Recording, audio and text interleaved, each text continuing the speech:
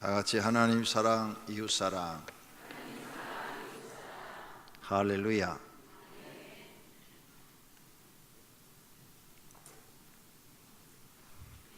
어떤 할머니가 계십니다. 말로는 누구에게 져본 적이 없는 할머니였습니다. 그 집에 똑똑한 며느리가 들어왔습니다. 그 할머니는 저 며느리를 기다리려면 처음부터 잡아야 된다, 이렇게 생각을 하셨습니다. 처음에 잡아놓지 않으면 나중에는 내가 저 며느리한테 당하니까 처음부터 생트집을 잡아서 꼼짝 못하게 만들어야 되겠다, 이렇게 생각을 했습니다. 그러던 어느 날 주방에서 일을 하고 있는 며느리가 음식을 만들고 있었습니다. 그래서 찾아가서 음식 맛을 보면서 너는 친정에서 이런 것도 안 배워왔냐? 이런 거 할 줄도 몰라? 하면서 생트집을 잡았습니다. 그랬더니 며느리는 공손하게 어머니, 저는 친정에서 배워온다고 했어도 시집 와서 어머니께 배우는 게 더 좋아요. 어머니 모르면 가르쳐 주세요. 그러니까 더 야단할 말이 없어졌답니다.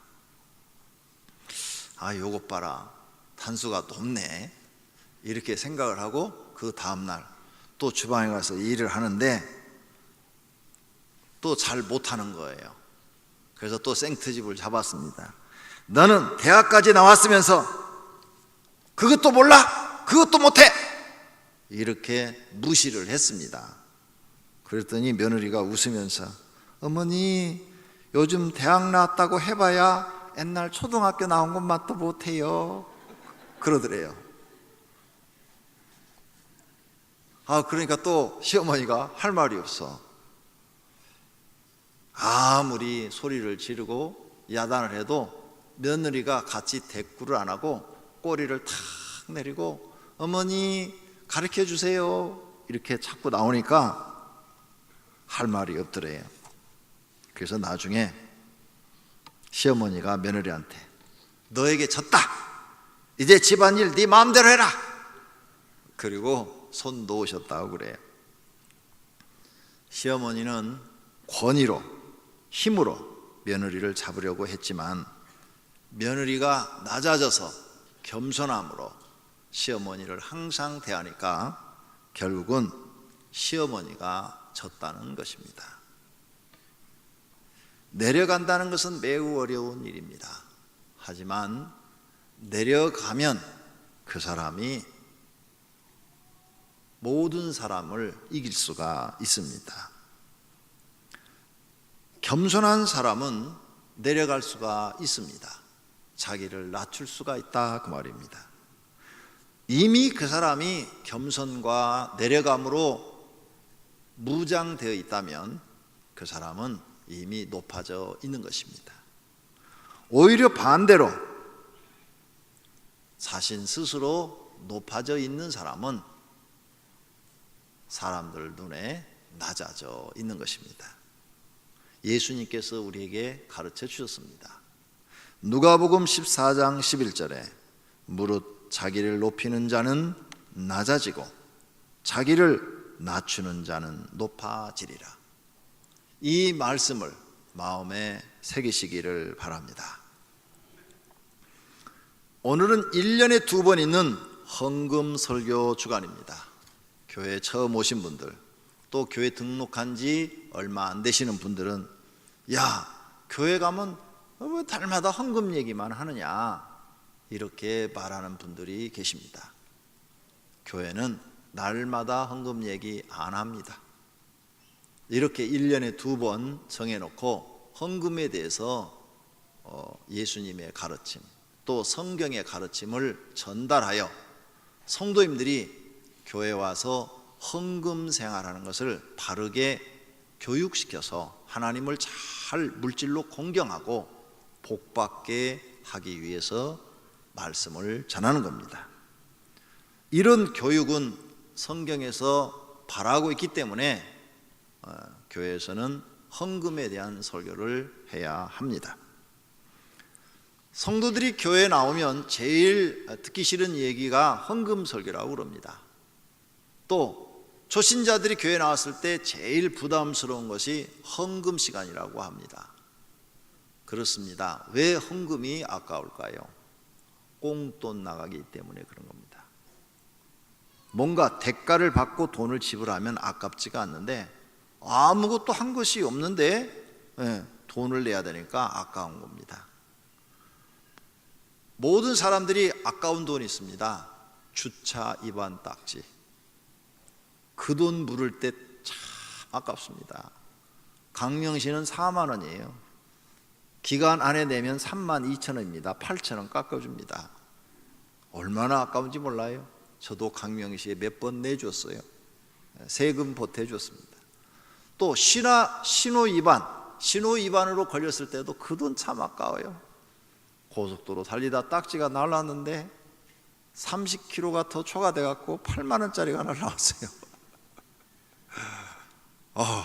8만 원은 거금이에요. 왜 아깝습니까? 꽁돈 나가니까 아까운 겁니다. 내가 뭔가 이 대가를 받고 돈을 지불하면 안 아까운데, 그래서 교회 나와서 돈 얘기하고 헌금 얘기하면 바로 아까운 생각이 들기 때문에 그렇습니다.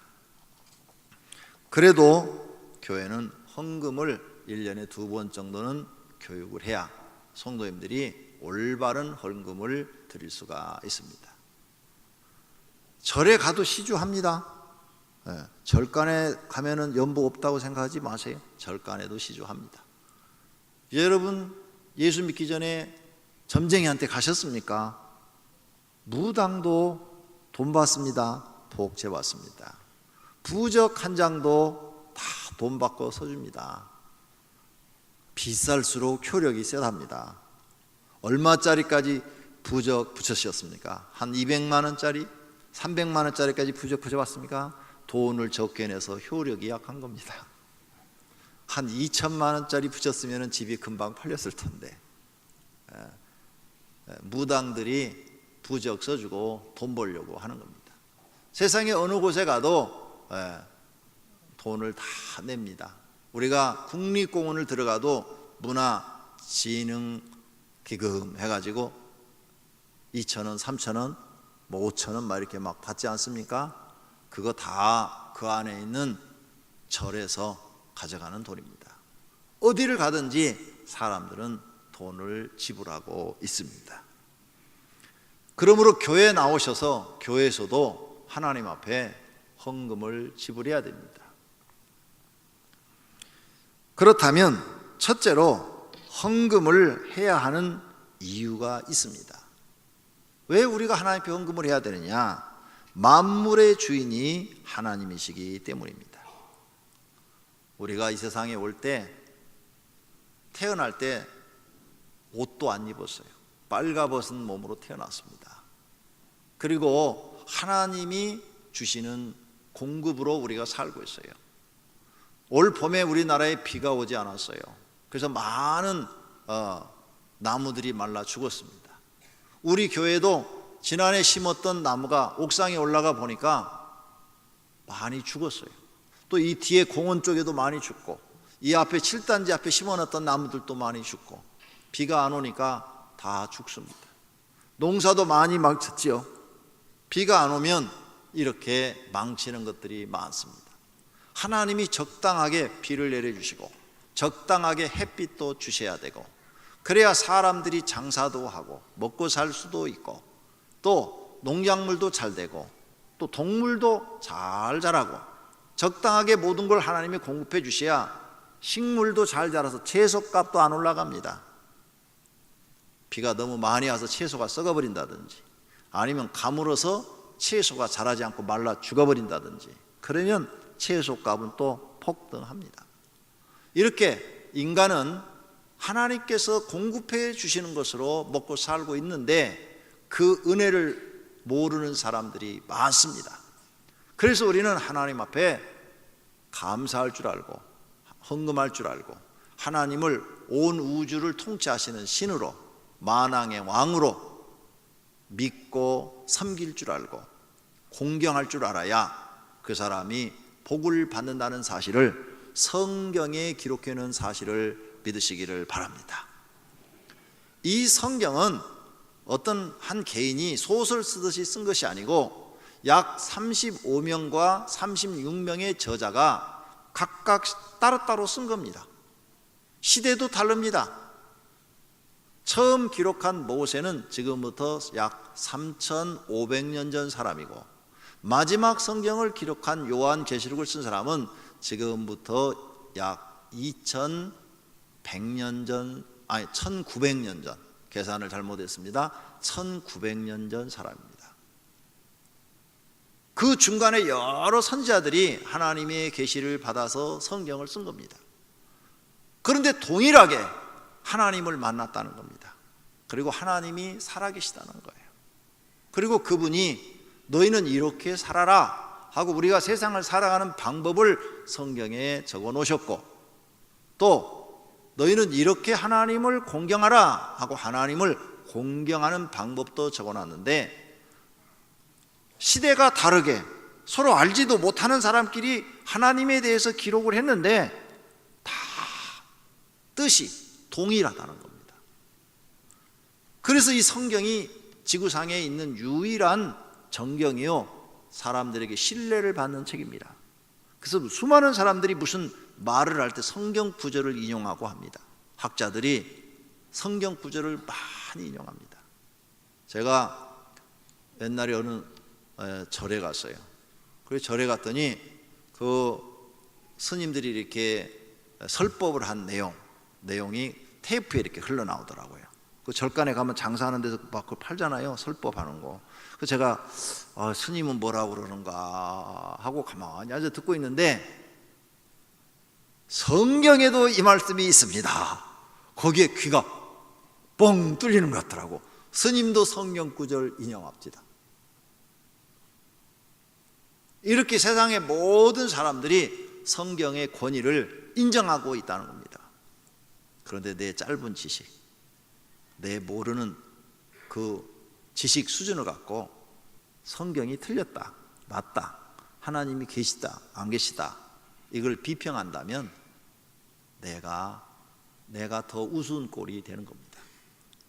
이것은 어떤 우리 시대에 지금 우리가 이것을 성경을 만들어서 하나님 계시다 이렇게 말하는 것이 아니라 3,500년 전부터 이 책이 기록되어 있고, 이 책을 통해서 하나님이 동일하게 수천 년에 걸쳐서 나타나 보여주었고 그것을 기록한 겁니다.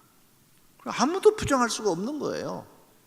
그리고 이 책 외에 이 책이 사실이라고 기독교인들이 쓴 책이 지구상에서 나와 있는 수많은 학자들이 쓴 책보다도 더 많이 출판됐다는 것을 아셔야 됩니다. 그만큼 성경은 권위가 있는 것입니다. 그러므로 하나님은 살아계시고 만물의 주인이시고 그 주인이기 때문에 피조물인 우리는 당연히 그분을 공경해야 되는 겁니다. 그리고 우리가 사용하는 모든 것 하나님이 주셨어요. 여기 쓰시다가 돌아가실 때 아무것도 못 가지고 가셔요. 그래도 돌아가실 때 옷은 한 벌 입혀 주시더라고요. 수의. 수의. 저는 유언합니다. 내가 죽을 때 절대 수의 입히지 마세요. 꿈자리 사나워서 안 되게. 제가 죽을 때는 제가 입었던 양복 깨끗한 거 한 벌 입혀서 이렇게 장례를 지내주십시오. 여러분들도 그렇게 자녀들한테 유언하십시오. 수의 입지 마시고 내가 입었던 옷 중에서 가장 깨끗한 옷, 그 옷을 입혀서 얼굴도 추하게 하지 말고 화장 싹 해라. 이쁘게. 그리고 뚜껑 딱 열어놓고 얼굴도 한번 보여주고 잠자는 모습으로 보여주고, 그렇게 한 다음에 화장을 하든 매장을 하든 해라. 얼마나 좋습니까? 제가 한국 사람들 장례식 하는 거 가서 보고 정말 꿈에 나타날까 무서워요. 보셨습니까? 수의 입혀놓고 얼굴 창호지로 탁 덮어버리는 거. 아이고 무섭더라고요.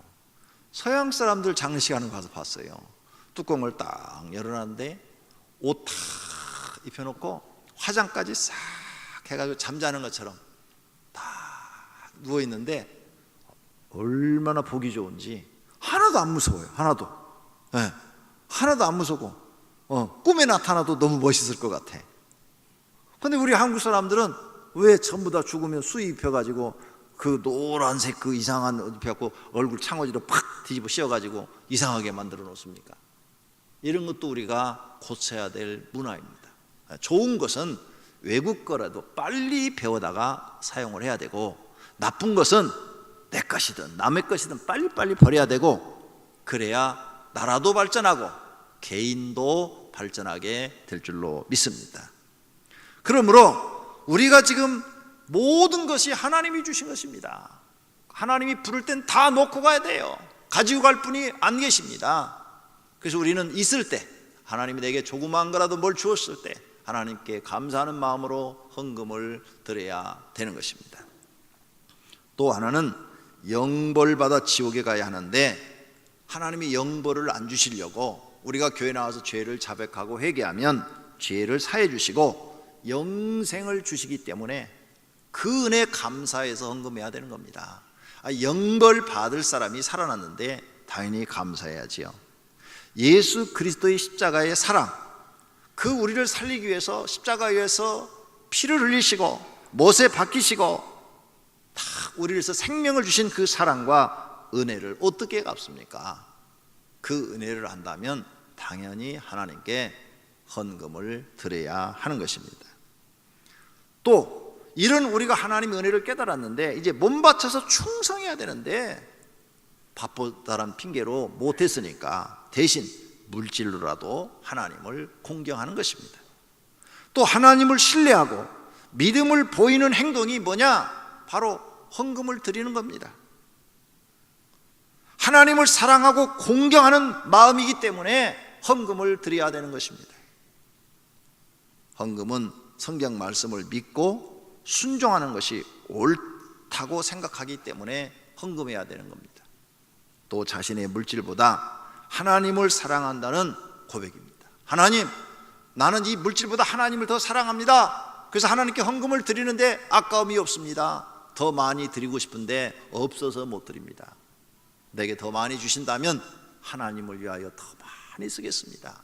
이런 자세로 드리는 것이 헌금인 것입니다.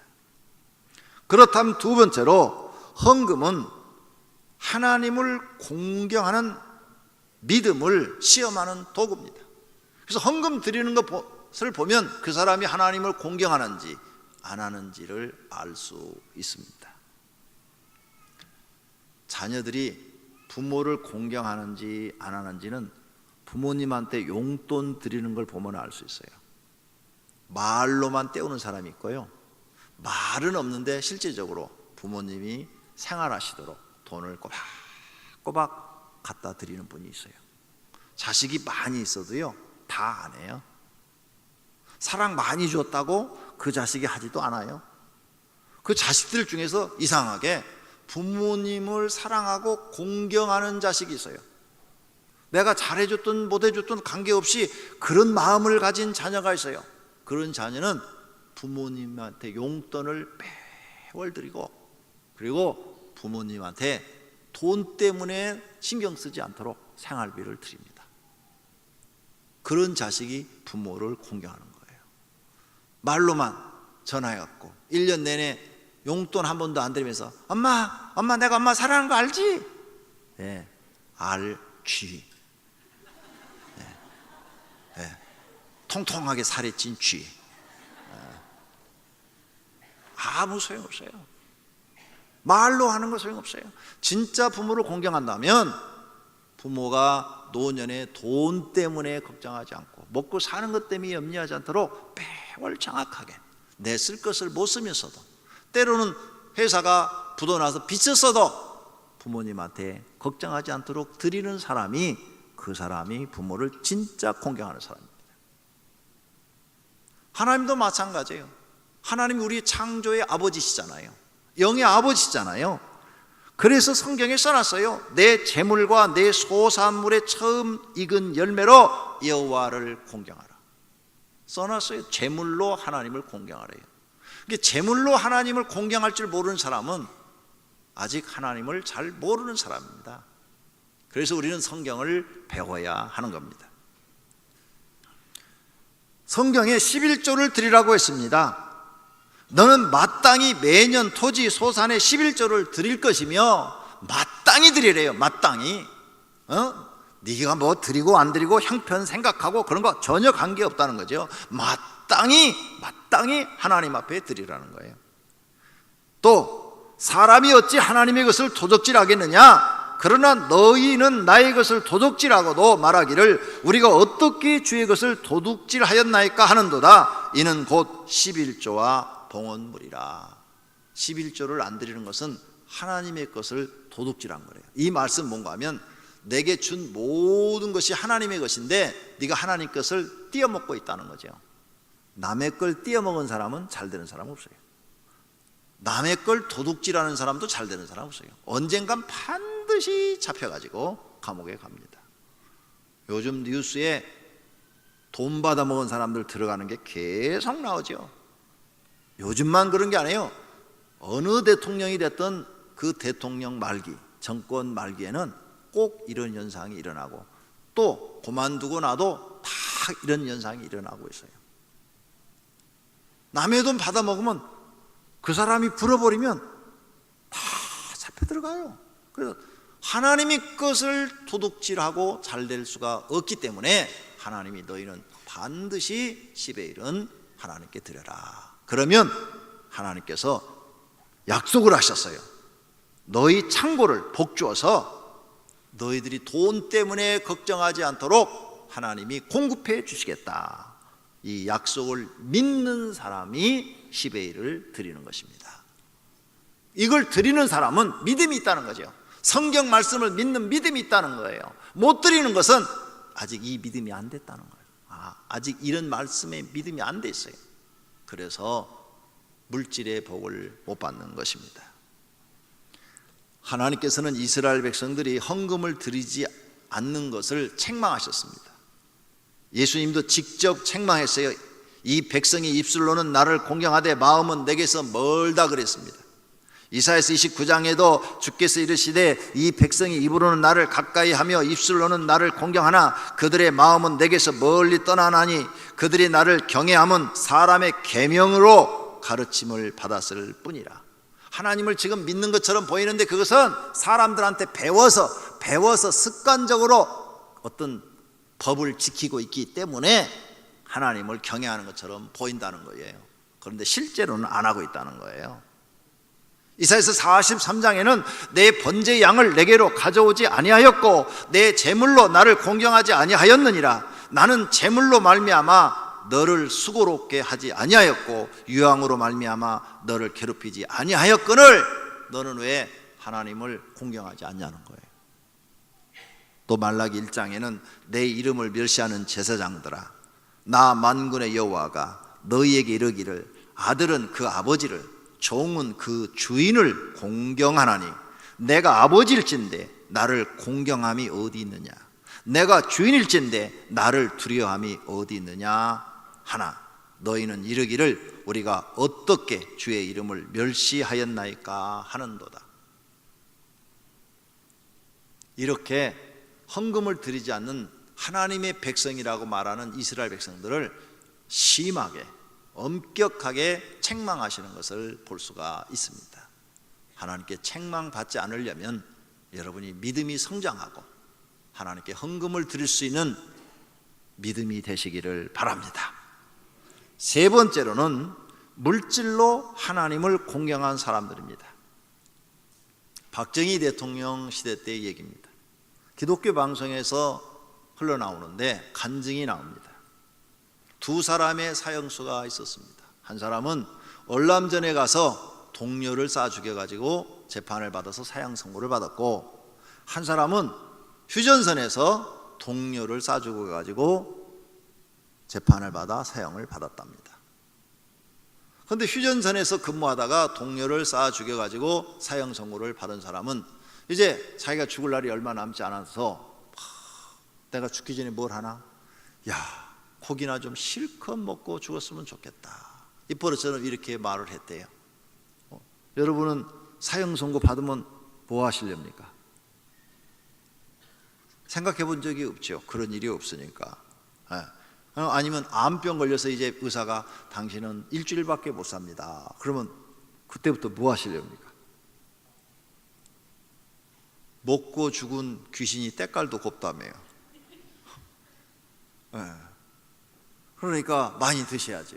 그래서 이 사형수는 막 먹고 싶어가지고 죽기 전에 내가 한번 실컷 먹고 죽고 싶은데 돈이 없는 거예요. 그런데 간수가 쪽지를 하나 갖다 주는 거예요.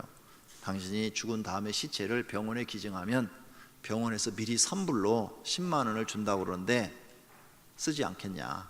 선불을 받아 쓸 수 있다. 죽기 전에. 어차피 내 시체 뭐 죽으면 뭐 땅에 묻힐 건데 그러라고 하고 사인을 딱 해주고 10만 원을 받았습니다. 그래서 예치해 놨어요. 교도소에 예치금으로 넣어놨습니다. 그리고 그 10만 원을 쓰는데 고기가 먹고 싶으니까 통닭을 막 사서 먹는 거예요. 막 하루에 막 2마리 3마리씩 막 먹는 거예요. 그 옆에 있는 사형수가 야, 그 통닭 맛있지? 그러니까 야, 내 살을 내가 먹는데 뭐가 맛있겠냐? 그러면서 옆에 사람한테 한번 먹어보라고도 않고 혼자만 잘 잡수셨대요. 먹고 있는데 갑자기 부르더니 나가더니 그걸로 끝나서 돈 다 쓰지도 못하고 현장에 이슬로 갔다는 거예요. 이것을 보고 있는 월남에서 동료를 쏴 죽여서 사형 선고를 받은 사람이 나도 이제 곧 죽겠구나. 죽기 전에 난 뭘 할까? 아무리 생각해도 뭐 할 게 없어요. 뭔가 내가 죽기 전에 가치 있는 일을 해야 될 텐데 하다가 예치금이 15,000원이 있었는데 교회 가서 주일날 예배를 드리는데 외부에서 성가대가 와가지고 찬양을 하더래요. 너무 그 찬양의 은혜를 받았어요. 우리 교회 성가대 오늘 화음 괜찮지요? 안 괜찮구나. 성가대 노력 많이 해야 되겠어요? 이분들이 박수 칠 정도로 하려면 아주 잠 안 자가면서 연습하셔야 될 것 같아요. 너무너무 은혜를 받았대요. 찬양에. 그래갖고 딱 끝나고 나자 그 찬양 앞에서 인도하시는 분한테 가서 난 사형수입니다. 난 이제 일주일을 살지 하루를 살지 모릅니다. 내가 가진 돈은 15,000원입니다. 이 돈을 찬양대를 위해서 드립니다 하고 찬양대를 위해서 내 예치금을 가져가십시오. 난 돈 쓸 데가 없습니다. 이렇게 말을 했대요. 내가 마지막으로 할 수 있는 선한 일입니다. 이렇게. 그 찬양 지휘하시는 분이 목사님한테 갔어요. 그래서 목사님은 그 얘기를 듣더니 그래요. 우리가 이 교도소에 지금 새 예배당을 졌는데 오늘은 강단에서 예배를 드렸는데 다음에는 이제 예배당에서 예배를 드렸는데 지금 강대상을 사는데 돈이 좀 모자랐는데 그 돈을 보태면 되겠군요. 그래가지고 그 돈 보태서 강대상을 샀답니다. 그리고 며칠 후에 이제 입당 예배를 드렸어요. 입당 예배를 드는 그 사형수도 오고 또 교도소에 있는 제수들도 다 와서 이제 예배를 드렸겠죠. 자, 예배를 드릴 때 목사님이 그 간증을 한 거예요. 여러분, 오늘 이 교도소에 조그만 예배당을 지었는데 이 예배당에 이 강대상 여러분 중에 있는 사형 선고를 받으신 분이 한 겁니다. 그가 내가 내일 죽을지 모레 죽을지 모르는데 마지막으로 내가 가치 있는 일을 하나 하고 싶은데 뭐 돈도 가진 게 없어서 조그만 돈 15,000원을 이렇게 성가들을 위해서 주었는데 그 돈이 이 강대상 사는데 보태졌습니다. 참으로 하나님께서 그 영혼을 불쌍히 여기시고 구원해 주시는 은혜가 있기를 바랍니다. 이런 설교를 했답니다. 그런데 그게 기자들이 와가지고 그 입당 예배를 보고 그대로 신문에 올려버렸어요. 그것을 대통령이 봤대요. 대통령이 보고는 야, 이거 사실인가 확인해봐라. 그래서 사실인가 확인해보니까 사실이야. 그래서 대통령이 야, 이 사람 죽이지 마라. 감형해줘라. 무기징역으로. 그래서 사형수가 무기징역으로 감형이 됐대요. 일단 죽음은 면한 거예요. 그 사람은 막 얼마나 감사하겠어요. 눈물을 펑펑 흘리고 그 이야기가 기독교 방송을 통해서 간증으로 전달이 된 것입니다. 하나님 앞에 물질로 공경하니 하나님께서 죽을 사람도 죽음을 면하게 해 주신 것입니다. 또 어떤 장로님의 꿈 얘기가 있습니다. 총회장을 지낸 지용수 목사님의 간증입니다. 그분이 아는 교회의 장로님이신데 그 지용수 목사님이 이런 간증을 했습니다. 아는 그 장로님이 꿈을 꾸셨답니다. 그래서 꿈에 천국에 가서 예수님을 만났습니다. 그랬더니 예수님께서 종이 한 장과 펜을 주시더래요. 그러면서 아무개 장로야, 내가 오늘까지 나를 위해 한 일이 무엇인지 이 종이에 적어봐라 그러시더래요. 그래서 종이에 뭐 이렇게 적으려고 그러니까 특별한 게 없고, 하나님 주신 자녀들 믿음으로 키웠습니다. 교회 잘 다니게 만들어놨습니다. 그래가지고 교회 잘 다니고, 큰아이는 조그만 회사 사장이고, 둘째 아들은 잘 돼가지고 무슨 회장이고, 셋째 아들도 사장이고, 넷째 아들은 전무고, 다섯째 아들은 의사고, 여섯째는 대학 교수고, 이렇게 하나님의 자녀를 번듯하게 길러놨습니다. 그렇게 썼대요. 그랬더니 야, 그런 일은 세상 사람들도 다 하는 일이다. 네가 나를 위해서 한 일이 뭐냐? 그걸 적으라는 거다. 그래서는 예. 그래서 적기 시작했어요. 주일 예배 빠뜨리지 않고 주일 밤 예배도 참석했고 수요 기도에도 참석했고 절야 기도도 참석했고 새벽 기도는 많이 빠졌고 11조도 빠짐없이 드렸고 이런 일을 한 거 있습니다. 그러니까 예수님이 그러시더래요. 그건 교회 조금만 나오면 다 하는 일이다. 새신자들도 다 하는 일이다. 네가 나를 위해서 특별히 한 일을 적어봐라 그러시더래요. 아무리 생각해도 생각이 안 나더래요. 그래서 못 썼답니다. 그랬더니 예수님이 이렇게 말씀하더래요. 섭섭하구나. 나는 너를 위해서 내 아들도 주었고 또 내 영인 성령도 너에게 주었고 또 너와 함께해서 네가 하는 일마다 잘 되도록 복을 주어서 너를 성공하게 만들어주고 또 천국에 오면 네가 살 집도 내가 지금 짓고 있는데 너는 나를 위해서 아무것도 하지 않는구나. 이 말씀을 하는데 부끄러워서 쥐구멍이라도 들어가고 싶더래요. 너무 부끄러워서 막 얼굴을 들지 못하고 막 어떻게 할 줄 몰라서 있는데 눈을 탁 떠보니까 꿈이 들어요. 꿈을 깨고 나서 그 자리에 무릎을 꿇고 앉아서 회개를 하며 하나님, 꿈속에서라도 내 잘못을 보게 하시고 회개의 기회를 주시니 감사합니다. 이게 꿈이 아니고 현실이었다면 나는 어떻게 될 뻔했습니까? 용서해 주세요. 참으로 몇 시간 동안 눈물을 흘리며 회개하고 그 다음 주일날 교회 가서 자기 전 재산을 하나님께 드리겠다고 하면서 전 재산을 하나님께 드렸답니다. 이렇게 하나님을 참으로 아는 사람들은 하나님을 두려워할 줄도 알고 공경할 줄도 아는 사람들입니다. 미국 하버드 대학의 총장이신 뚜롯 박사님이 하루는 석유회사 회장으로부터 초청을 받았습니다. 그 집에 갔더니 너무 거대한 저택에 살고 있어요. 우리 한국 사람들 집이 뭐 100억, 200억 간다고 그러더라고요. 미국의 저택을 한번 들어가 보셨습니까? 저는 미국 여행 중에 목사님이 한번 미국 사람 잘 사는 거 한번 보고 싶죠. 이 집은 공개적으로 무슨 요일은 외부 사람이 들어와서 구경하도록 열어놓은 집입니다. 그리고 저를 데리고 가요. 그래서 한번 LA에서 차를 한 3시간 타고 가니까 그 저택이 나오는데 그게 개인집이래요. 개인집인데 궁궐 같아요. 딱 내려서 한 바퀴 삥 돌고 나오는데 한나절 걸렸어요. 정말로 한나절 걸렸어요. 그 돌로 지은 집이 딱 있는데 방이 100몇 개래. 그 안에 다 구경시켜줘요. 잔디 이런 게 꼭 영화에서 나오는 것 같아. 영국 여왕이 사는 집 같아. 집이 그것만 있는 거 아니에요? 그 밑으로 내려가면 일본 집 있고, 또 그 밑으로 내려가면 또 무슨 집 있고, 정원, 무슨 농원 다 그 안에 있는데 엄청납니다. 그래서 내가 그거 보면서 이런 생각을 했어요.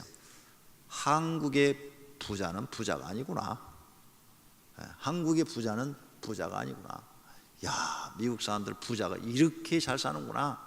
그걸 느꼈습니다. 그런 아마 부잣집에 초청이 된 것 같아요. 그랬더니 그분이 이 하버드 대학 총장한테 자랑을 막 하더래요. 나는 25년 전에 빈손으로 이 도시에 와가지고 열심히 일을 해가지고 석유공장 그거 제 것이고, 유전도 내 것이고, 또 남쪽에 있는 저 빌딩들도 다 내 것이고, 북쪽에 있는 저 빌딩들도 다 내 것입니다. 이렇게 막 자랑을 하더래요. 막 자랑을 하니까 이 총장이 은근히 속에서 화가 나더래요. 세상 자랑을 너무 많이 하니까 기가 죽더래요. 그래서 이랬답니다. 회장님, 저 하늘에는 무엇이 있습니까? 저 하늘에는 회장님 거 무엇이 있습니까? 이렇게 말을 했더니 회장이 고개를 숙이더래요. 왜? 하늘에다 쌓아놓은 건 아무것도 없으니까. 그리고 자기가 그 집을 나왔대요. 결국은 이 박사가 이긴 거죠. 우리 교회 성도님들 중에도 하늘의 보화를 쌓아둔 분들이 있습니다. 하나님은 아실 줄로 믿습니다.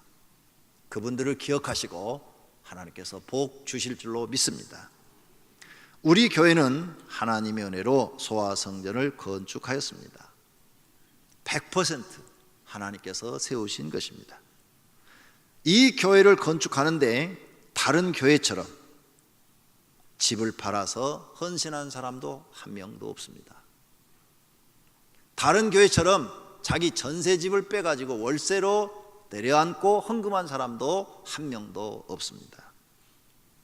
그저 여러분 환경에 맞게, 아니면은 환경보다 조금 더 힘을 써서 하나님 앞에 헌금을 드렸는데, 우리는 기적을 이루어서 이 예배당에 입당하여 예배를 드리고 있는 것입니다. 이 교회는 말 그대로 오병이어의 기적이 일어나서 하나님께 예배 드리고 있는데, 하나님이 지으셨습니까? 이 예배도 하나님이 받으시려고 건축을 하신 줄로 믿습니다.